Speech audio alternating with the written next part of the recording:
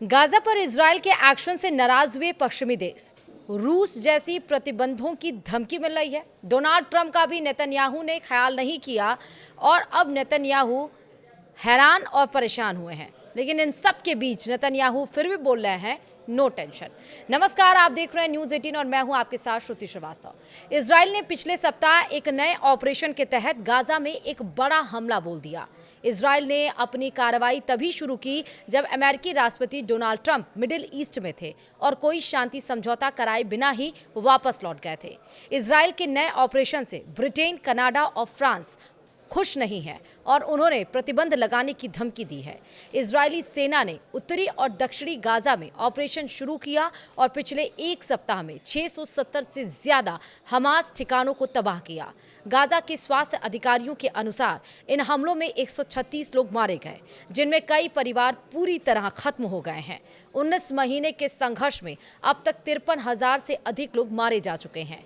Israel ने Gaza में बुनियादी मात्रा में भोजन की अनुमति देने की घोषणा की है, लेकिन संयुक्त राष्ट्र ने इसे सीमित और आवश्यकता की तुलना में नाकाफी बताया है। गाजा की 21 लाख की आबादी भुखमरी के खतरे का सामना कर रही है। ब्रिटेन, फ्रांस और कनाडा के नेताओं ने इजराइल पर सैन्य कार्रवाई रोकने और मानवीय सहायता की अनुमति देने का दबाव बनाया है। उन्होंने चेतावनी दी है कि अगर इजराइल ने ऐसा नहीं किया तो वे प्रतिबंध जैसे कदम उठाएंगे। इजराइल के प्रधानमंत्री बेंजामिन नेतन्याहू ने इन देशों की निंदा को हमास के लिए बड़ा इनाम बताया और कहा कि यह और हमलों को न्योता देगा। उन्होंने यह भी स्वीकार किया कि अगर गाजा में भुखमरी की स्थिति बनी तो इजराइल को अपने करीबी सहयोगियों, विशेष रूप से अमेरिका का समर्थन खोना पड़ सकता है। उन्होंने कहा, अमेरिका नेता हमसे कहते हैं हम आपको सब कुछ देंगे, हथियार और कूटनीतिक समर्थन, ताकि हमास को खत्म किया जा सके, लेकिन अगर भुखमरी की तस्वीरें सामने आई तो हम आपका समर्थन नहीं कर सकेंगे। यमन के हूती विद्रोहियों ने इजराइल के हाइफा बंदरगाह पर नौसैनिक नाकाबंदी की घोषणा की है और इसे अपने निशाने में शामिल किया।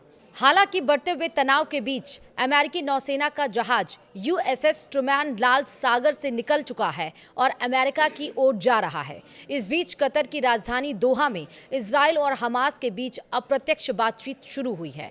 हमास के एक वरिष्ठ नेता ने कहा कि वे 7 से 9 इजरायली बंधकों को 60 दिन की युद्ध विराम और 300 फलस्तीनी कैदियों की रिहाई के बदले छोड़ने को तैयार हैं, लेकिन एक अन्य नेता ने इस प्रस्ताव को खारिज कर दिया।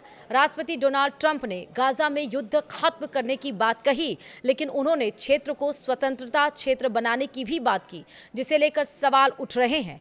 ट्रंप पिछले सप्ताह मिडिल ईस्ट के दौरे पर थे। राष्ट्रपति ने इस महीने कहा कि वह गाजा में क्रूर युद्ध को खत्म करना चाहते हैं। अमेरिका के राष्ट्रपति डोनाल्ड ट्रंप जब शुक्रवार को अपना दौरा खत्म कर रहे थे, तभी इजराइल ने गाजा पर हमला बोल दिया। हमले ऐसे समय में हुए जब ट्रंप खाड़ी देशों के दौरे का समापन कर रहे थे। हालांकि अपने दौरे के दौरान वह इजराइल नहीं गए। लोगों को उम्मीद थी कि उनके दौरे से युद्ध विराम या मानवीय सहायता के रास्ते खुल सकते हैं। गाजा में इजराइल की नाकाबंदी का अब तीसरा महीना है। इजराइल के प्रधानमंत्री बेंजामिन नेतन्याहू पहले ही कह चुके हैं कि हमास को खत्म करने के अपने लक्ष्य को पूरा करने के लिए वे गाजा में हमलों को और तेज करेंगे।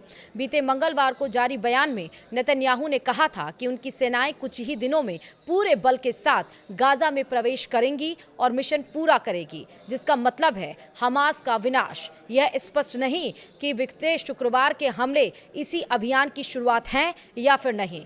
इजराइल और गाजा के बीच यह युद्ध 7 अक्टूबर 2023 को शुरू हुआ था, जब हमास के नेतृत्व में आतंकियों ने दक्षिणी इजराइल में घुसपैठ कर 1200 लोगों की हत्या कर दी थी। इसके जवाब में इजराइल ने व्यापक सैन्य कार्रवाई की, जिसमें गाजा के स्वास्थ्य मंत्रालय के अनुसार अब तक 53,000 से अधिक फिलिस्तीनी मारे जा चुके हैं। गाजा के स्वास्थ्य मंत्रालय का कहना है कि मरने वालों में बड़ी संख्या में महिलाएं और बच्चे शामिल हैं। इनमें से लगभग 3,000 की मौत 18 मार्च को युद्ध विराम टूटने के बाद हुई।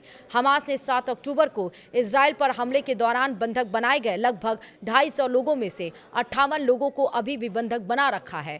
इनमें से 23 के अब भी जीवित होने का अनुमान है। हालांकि इजरायली अधिकारियों ने उनमें से 3 की स्थिति के बारे में संदेह व्यक्त किया है। लेकिन अब जब दक्षिण देश अल्टीमेटम दे रहे हैं इजराइल को, बेंजामिन नेतन्याहू को, तब भी नेतन्याहू को कोई डर नहीं है। उन्होंने कह दिया अब खत्म होगा हमास और अब नो टेंशन। इसी के साथ इस वीडियो में इतना ही। नमस्कार।